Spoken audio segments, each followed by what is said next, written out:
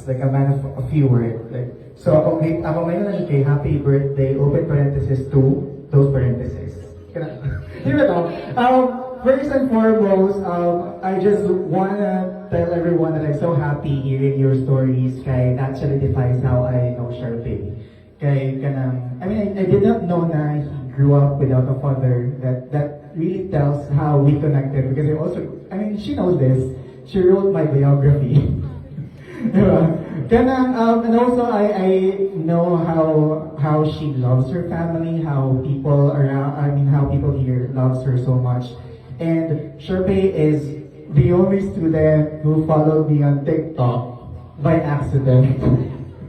Yes. Kanang, wala ko ba famous din sa TikTok as Von mentioned earlier. So, wala ko naman siya i-follow back doon. Karoon lang because nag-graduate naman siya. And friend naman sa Facebook because nag-graduate na po siya. Sharpay is one of the students na kanang kawalo siya, admitted siya, na kanang kulit kay siya nga bata. And many times I would niya ginayon sa kung sorry kay Sir Ryan kung kulit kayo ko. But she tested my willingness to accept students because I think my former students know that I'm not that open to welcoming students. I mean, like, kanang i-welcome mo sa akong personal space. And I think you get to appreciate that about me as well.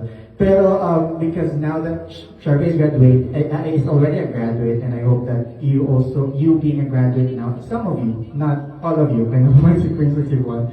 Pero I just hope na kanang she will still be the same Sharpay that we got to know from the first day of class.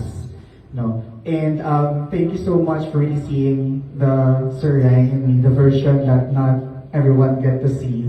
And thank you so much for being there, for always being there to always make me feel that I am worthy to be appreciated, to be valued. And you're one of the few students who made me feel like that. So thank you so much, and I appreciate that. And so I will end this from hello, hi, mabuhay to salamatay. Thank you. Happy birthday. Thank you so much, Mr. Ryan. And of course, last but not the least, let's also welcome the sister of our